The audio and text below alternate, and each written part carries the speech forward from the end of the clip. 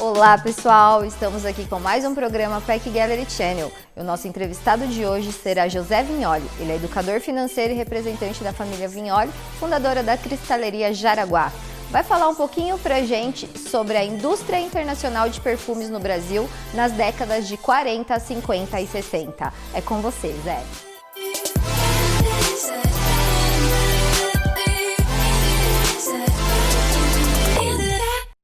Olá, meus amigos, minhas amigas. Estamos novamente aqui no Peck Gallery Channel.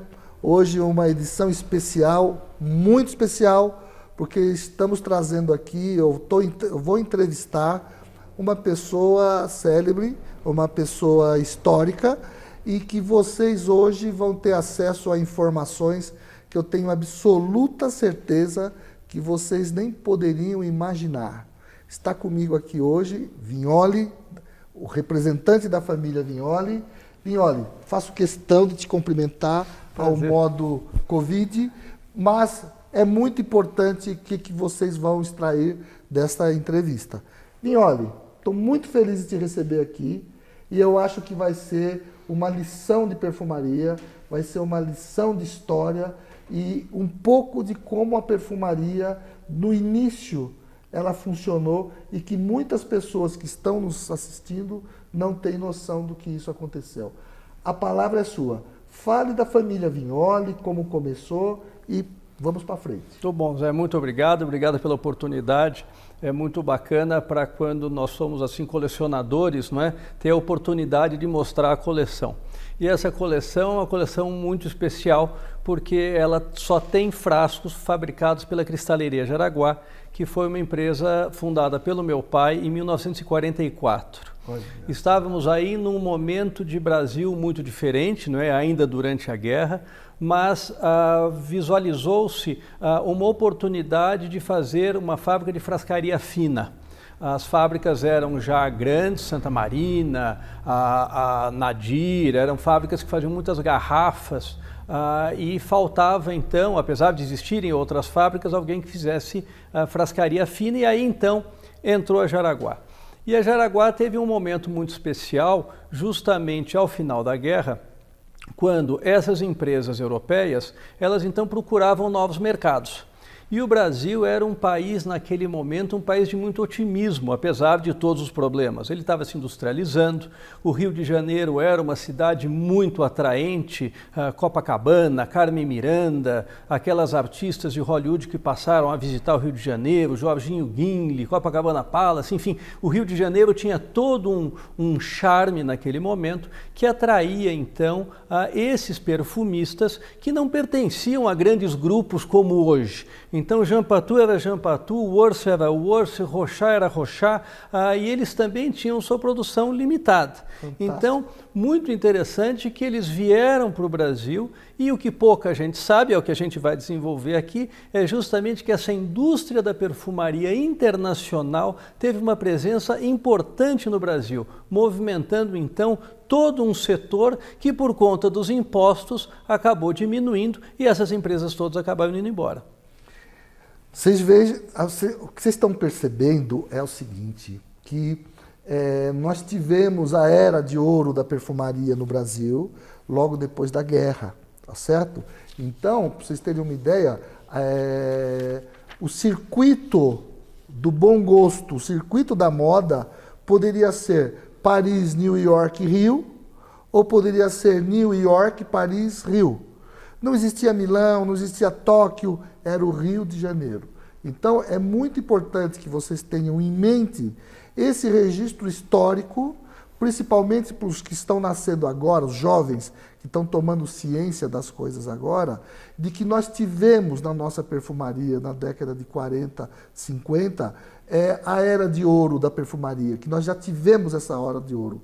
E hoje nós estamos retomando com algumas empresas que estão realmente se posicionando internacionalmente. Mas não pensem que nós já não tivemos esse momento glorioso da perfumaria. Vignoli, mas fala um pouquinho da família Vignoli, que eu soube que vocês começaram fabricando lentes também. Vocês fabricavam lente de óculos? É a mesma família ou é uma outra família? É a mesma família. É uma história muito interessante e que eu acabei, inclusive, de publicar num site chamado São Paulo Antiga, que tem várias histórias sobre São Paulo, justamente a história da Casa Vignoli. Meu avô, eles vieram da Itália, se instalaram em Campinas e eles tinham um pequeno hotel. Estamos falando aí de 1889, por aí. E aí, o José Vignoli, então meu avô, acabou indo estudar nos Estados Unidos, no Pennsylvania College of Optometry. Ele foi ser optometrista, doutor em optometria, que é justamente o estudo das lentes. E aí eu fiquei sempre muito na dúvida como que uma família de imigrantes, apesar de ter alguns recursos, porque tinha um negócio próprio, conseguiram mandar o filho para os Estados Unidos. E depois eu consegui com a minha tia, então, essa história, que tinha um joalheiro antiquário que frequentava muito o restaurante e o hotel lá em Campinas, e ele não tinha filhos. E ele então patrocinou os estudos de meu avô nos Estados Unidos, então, na Pensilvânia. Dr. José Vignoli voltou para o Brasil, abriu uma ótica chamada Ótica Norte-Americana, na Líbero Badaró com a Avenida São João, justamente em frente ao Martinelli, que ainda não existia, e ele fez muito sucesso na época, porque ele trazia para o Brasil uma coisa que ninguém conhecia. Uma coisa é a oftalmologia, que são as doenças dos olhos, e outra coisa é a optometria, que é o estudo das lentes para que você possa enxergar. Isso, então, fez muito sucesso. Ele acabou, então, se mudando para uma loja de rua, na própria Líbero Badaró, depois na Rua Direita, e ele, então, começou a vender outras coisas. Então, ele vendia artigos de tocador, máquinas fotográficas, revelava fotografias, além da ótica. Em 1932, a optometria foi proibida no Brasil. Ela foi proibida no Brasil e ele, então, teve que parar com a sua atividade. Consta até que a polícia foi lá na ótica e confiscou todos os estojos, todo o material que ele tinha trazido dos Estados Unidos, e ele então continuou a loja por um tempo e depois ele entregou a loja para os seus funcionários, que fizeram a ótica Luneta, que funcionou até poucos anos na Praça Dom José Gaspar. Eu, inclusive, tenho alguns móveis da loja que ainda consegui. Nesse intervalo, então, José Vignoli projeta então uma fábrica de lentes e passa a fabricar pulverizadores de perfume, os pulverizadores Vig Vig, que, segundo a propaganda da época, tinham fama mundial. Imagine só, era uma coisa bem de época, não é? E aí, esse contato com o vidro, com as lentes, então, propiciou que eles iniciassem então a Jaraguá em 44, fabricando bombonières, esse tipo de objeto. E meu pai, inclusive, dizia que era uma grande frustração, porque as bombonières eram coloridas. E eles faziam um esforço enorme para que a tampa tivesse a mesma cor que o corpo. E na hora de vender, muitos compradores gostavam de misturar essas cores, era uma frustração tremenda. Nossa. Porque ficaram tempos e tempos. E depois, então, eles foram para material de farmácia e entraram, finalmente, na perfumaria, que era o forte da fábrica na década de 40, 50 e 60. Pessoal, eu estou aqui do lado do acervo, porque o Vignoli tem um acervo de vidros, fabricado pela vidraria da família, e é surpreendente como uma empresa consegue fabricar no Brasil um frasco com essa qualidade em 1940 e 44. Vocês não têm ideia a sutileza que é esse frasco, a riqueza que é esse frasco. E uma coisa que me chamou muita atenção é esse frasco de Guerlain, que é o frasco das abelhinhas. Foi feito aqui por eles. A tampa ricamente decorada, né, no vidro, gravada no molde. Isso é uma obra de arte. Os vidros da Jaraguá poderiam ser chamados de obra de arte, não? Eles recebiam, não é, as indicações das perfumarias e a partir daí desenvolviam as formas. Um caso muito especial é o caso da Tinsons, porque eles receberam aqui um executivo da Thinsons, que era uma pessoa muito envolvida na sociedade, e ele então, o senhor Edange, né, Jean-Marie Fernand Edange, e ele então desenhava alguns vidros e discutia então com o meu pai a execução.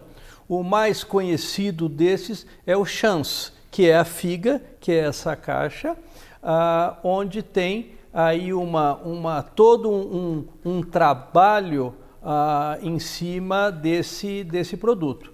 A figa, o Chance, o extrato de Chance que vinha na figa, era mais uma coisa para dar prestígio, mais prestígio à marca. Então, toda a linha Thinsons foi muito desenvolvida entre a perfumaria e a indústria do vidro. Sim, e você sabe alguns clássicos, 4711, por exemplo, que não sei se todos sabem, foi teoricamente o início da água de Colônia, em Colônia, e esse frasco foi desenvolvido pela vidraria, Cristaleria Jaraguá. Cristaleria Jaraguá, mas é um primor, Eu acho que quem é do segmento deve estar imaginando o esforço, a energia para poder criar. Gente, isso aqui é atemporal. Olha essa tampa, né, esse processo. E me fala uma coisa, eu soube, por intermédio de algumas pessoas, que o seu pai convidava para ir na sua casa, para ele discutir perfumaria, para incentivar os empresários da época a investir em perfumaria. Me conta como foi essa passagem. Ele gostava muito da criação. Sim. Então, ele gostava muito de discutir e de incentivar novos perfumistas a desenvolverem seus produtos. Uma coisa que ele sempre comentava é que ele ficava muito triste quando chegava um perfumista e falava: você tem aquela forma antiga daquele perfume que não existe mais? Ou seja, a pessoa já não queria criar, já queria usar alguma coisa que tinha existido no passado. Existe uma passagem muito interessante de uma pessoa que foi desenvolver uma nova fragrância, e o Doru, que é um grande amigo nosso, que é do setor, não é? Sim, o Doru chegou para o meu pai e falou: olha, tem uma pessoa que está querendo lançar um perfume e tal, mas ele não está com capital para encomendar os vidros. E meu pai, então, teria pedido ao Doru: você conhece a pessoa? Conheço. Podemos confiar? Podemos confiar. Então, vamos fazer os vidros para ele. Quer dizer, tamanha era a vontade de manter e de ajudar a indústria de perfumaria. Infelizmente, todos esses nomes que nós estamos comentando aqui, então nós temos aqui Lucien Lelong, nós temos Jean Patou, nós temos Miruja, nós temos Coty, nós temos 4711, nós temos Marcel Rochat, nós temos a Thinsons, Worth. Olha a quantidade de perfumarias que nós temos aqui, algumas fabricadas pela Niase sob licença, sim, outras puramente instaladas realmente aqui. Os impostos foram aumentando, hoje a gente sabe, né, o imposto de um perfume nacional é de 69%, então nesse momento dessa mudança de impostos, essas empresas acabaram deixando o Brasil. Sim. E uma coisa que me inspirou muito, porque nas conversas passadas eu conversei naquele tema, o perfume e a diversidade, né? Eu mostrei isso aqui para vocês. Olha aqui, gente. Rastro, né? A participação da Cristaleria Jaraguá foi fundamental para isso aqui, para desenvolver a Rastro, que teve uma participação bastante interessante e tem ainda no mercado, né? Isso aqui, além de ser um conceito atemporal, porque isso daqui hoje seria moderno. Vocês sabem que quando eu falo de sofisticação, eu sempre tento mostrar para as pessoas que sofisticação é sempre menos, né? A sofisticação, ela é menos. Ela não é algo intangível, o design é o sistema de inovação mais barato que existe. Não existe um sistema de inovação mais barato do que o design. E quando eu olho para esse acervo, eu consigo imaginar isso hoje. Porque muito das coisas que estão aqui hoje, feito em 1946 para cá, seria extremamente interessante hoje. Então, eu sou um defensor da criação, do processo criativo. Eu acho que vale a pena, de alguma maneira, de alguma forma, a gente retomar esse processo criativo, tanto na área da criação dos perfumes, no que diz respeito ao aparato olfativo, mas também no que diz respeito ao design, no que diz à embalagem. Vignoli, me fala mais alguma coisa que você queira, que você tem um conhecimento histórico grande. Me fala alguma coisa que você queira colocar para o nosso público. Eu acho interessante a gente lembrar, por exemplo, a história do Moustache. Moustache é de Marcel Rochard, o perfumista Rudnik, foi lançado em 49 e foi o primeiro perfume que veio acompanhado de uma linha de produtos masculina. E por que eu estou contando essa história aí toda? Porque simultaneamente ele estava no Brasil, fabricado aqui. Então veja que interessante, como as perfumarias eram menores e tudo, quer dizer, você consegue lançar um produto dessa qualidade, dessa magnitude na época para a perfumaria Marcel Rochard e lançar no Brasil simultaneamente. Então como o mercado brasileiro devia ser importante naquele momento. Então esse é um exemplo. E aí, se você me permitir, a gente entrar no FET, por exemplo, no FAM, por exemplo, também Marcel Rochard, um perfume que todos do ramo devem saber, não é? Marcel Rochard fez de presente de casamento, não é? Para Hélène Rochard, bailarina, sua esposa, que acabou herdando a perfumaria, também fabricado no Brasil, com todo o controle, com toda a qualidade da casa Marcel Rochard. E o nosso rastro, né? O nosso querido Aparício, que tem uma história interessante, porque esse vidro é o mais antigo que eu consegui da Jaraguá. É um vidro de farmácia, esse aqui é um tônico matinal para o cabelo, mas o que chama atenção é que minha mãe frequentava a boutique do Aparício, e o Aparício fazia o rastro no fundo da loja. E ele sabia que nós tínhamos a fábrica de vidro. E um dia, então, ele pergunta se ela conseguiria alguns vidros para que ele pudesse embalar o perfume. E ela, então, levou o que tinha na época, que seria o mais genérico, que eram justamente os vidros de farmácia, que é esse vidro aqui. Esses vidros são esmerilhados. Cada tampa era esmerilhada à mão. Eu me lembro muito bem das moças passando essas tampas na pedra. E esse vidro, então, foi o símbolo da Rastro durante toda a vida. Depois veio o citro de Rastro com um vidro um pouco diferente. E essa edição, não é, que já era alguma coisa de luxo, mas também com o mesmo sistema esmerilhado. Aparício sempre foi uma pessoa que teve um contato muito grande com meu pai. Eu não tenho essa entrevista, mas me falaram que existe uma entrevista onde ele cita nominalmente a ajuda, justamente por causa dessas conversas de incentivo, de mercado. Então, a Cristaleria Jaraguá foi uma empresa que não só fabricou vidros, ela incentivou muito a perfumaria no Brasil. É muito interessante, gente, quando as coisas se processam, porque eu falei há uns 2 programas atrás da importância do Aparício dentro da minha vida profissional, né? Eu cheguei depois, é óbvio, mas eu cheguei a conhecer o senhor Vignoli, né? Era muito jovem, mas assim, a impressão que eu tive foi de uma pessoa extremamente generosa, né? Não era uma pessoa com nenhuma demonstração de arrogância, nada. Era uma pessoa muito generosa. Só pessoas generosas conseguem fazer o que foi feito, né?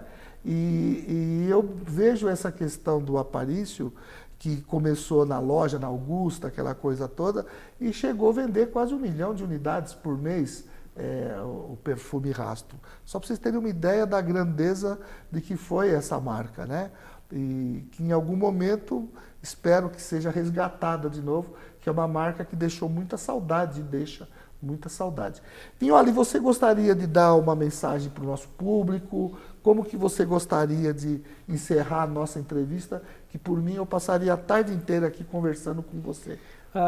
Eu acho que se eu pudesse deixar uma mensagem, eu deixaria aos jovens que estão nos assistindo, aos jovens que estudam design, aos jovens que gostam da perfumaria, que estão trabalhando nesse setor, que trabalham então numa coisa que é sensacional, que mexe muito com as pessoas, que elas deem um pouco mais de importância à história. Tudo isso aqui tem muita história. Cada perfumista, cada casa de alta costura, a história de Lucien Lelong, que foi o homem que salvou a alta costura francesa no tempo da ocupação da França, Marcel Rochat, enfim, todos eles são repletos de história. E cada frasco tem a sua história, a sua razão de ser, e isso pode ser muito inspirador. Então, é o passado que dá a base para que a gente possa construir muita coisa. Então, eu convido os jovens, Luiz, a que eles explorem essa história. Eles vão ficar fascinados. Fantástico. Virou a mensagem, né? Vamos tentar botar em prática. Gente, eu estou muito feliz de ter recebido o Vignoli e espero convidá-lo outras vezes, porque tem muito mais história do que isso que ele contou hoje, tá? Estou feliz por ter trazido meu amigo e eu espero vocês na semana que vem, na próxima quinta. Tá bom? Felicidade a todos. E é isso aí, pessoal. Nosso Pack Gallery Channel de hoje fica por aqui. Espero que tenham gostado. Deixa lá o seu joinha, comente, nos sigam nas redes sociais e até semana que vem. Tchau, tchau!